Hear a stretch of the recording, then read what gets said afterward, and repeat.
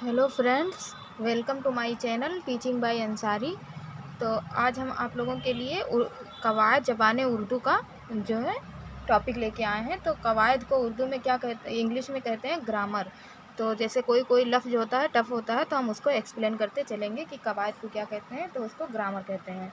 तो जिस तरह इंग्लिश में ग्रामर होता है, हिंदी में व्याकरण होता है, वैसे ही उर्दू में कवायद ज़बान उर्दू होता है। तो जो मतलब माहिरीन हैं उन्होंने उर्दू कवायद को 5 भागों में तकसीम किया है ना।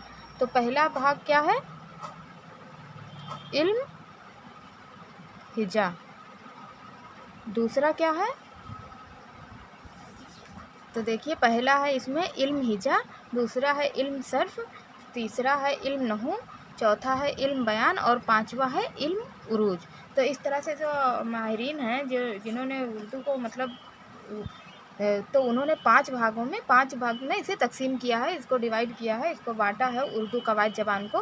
तो पहला इल्म हिजा, दूसरा इल्म सर्फ, तीसरा है इल्म नहू, चौथा इल्म बयान और पाँचवा इल्म उरूज। और हम आपको जो जो पढ़ाएंगे वो सब मतलब पूछा ज़रूर जाता है एग्ज़ाम में, मतलब इम्पोर्टेंट टॉपिक वही एक्सप्लेन करेंगे जो पूछा जाता है, पूछे जाने की प्रोबेबिलिटी है कि पूछा जा सकता है। तो उसी पे हम ज़्यादा तफसील से जो है करेंगे। तो इल्म हिजा क्या होता है, अब इससे तो देखिए इसके हरूफ से ही जाहिर हो रहा है कि इल्म हिजा मतलब हरूफ लफ्ज़ को अलग अलग हरूफ में करके पढ़ना, हिज्जे लगा के पढ़ना। इसको इल्म तहजीब भी कहते हैं क्योंकि हिज्जे लगा के पढ़ा जाता है। तो इसको एक लाइन में अगर आपको कहना हो तो आपको हम ऐसे ऊपरी से ऐसे नॉर्मली एक्सप्लेन कर रहे हैं कि आपको नॉलेज होना चाहिए कि इल्म हिजा क्या है, इल्म सर्फ क्या है, इल्म नहू क्या है। तो इस तरह से इल्म हिजा होता है हरूफ को अलग अलग करके, लफ्ज़ को अलग अलग करके हिज्जे लगा के पढ़ना। इल्म सर्फ क्या होता है, जैसे कि मान लो कि कोई लफ्ज़ है या अल्फाज है तो उसको उसके उलट फेर से किस तरह, अगर कोई हरूफ है अगर आप उसको पहले लिख दोगे फिर बाद में कोई हरूफ लिखोगे तो चेंज हो जाएगा ना। अब ये सर्फ लिखा है, हम रे पहले लिख दें फिर स्वाद लिखें, तो जैसे हरूफ के उलट फेर से किस तरह से नए लफ्ज़ बन जाते हैं, नए लफ्ज़ बन जाते हैं।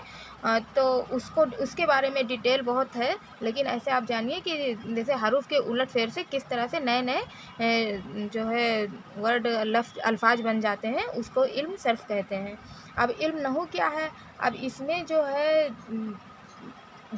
जैसे लफ्ज़ों के उलट फेर से किस तरह से नए जुमले बन जाते हैं। इसमें हरफों के हैं, इसमें लफ्ज़ों के हैं, तो उसके उलट फेर से मतलब जुमले किस तरह से बनते हैं, आप उसको मिला के कैसे लिख सकते हैं। तो इसमें जो होता है जुमलों और फ़करों पे जो है बहस की जाती है इल्म नहू में। तो इस तरह से आप इल्म नहू का जो है जैसे कई लफ्ज़ बना के आप जुमले कैसे बनाएंगे, है ना। तो लफ्ज़ों के मेल से जुमले कैसे बनते हैं, इस सब के बारे में, फ़ाल मफ़ूल के बारे में।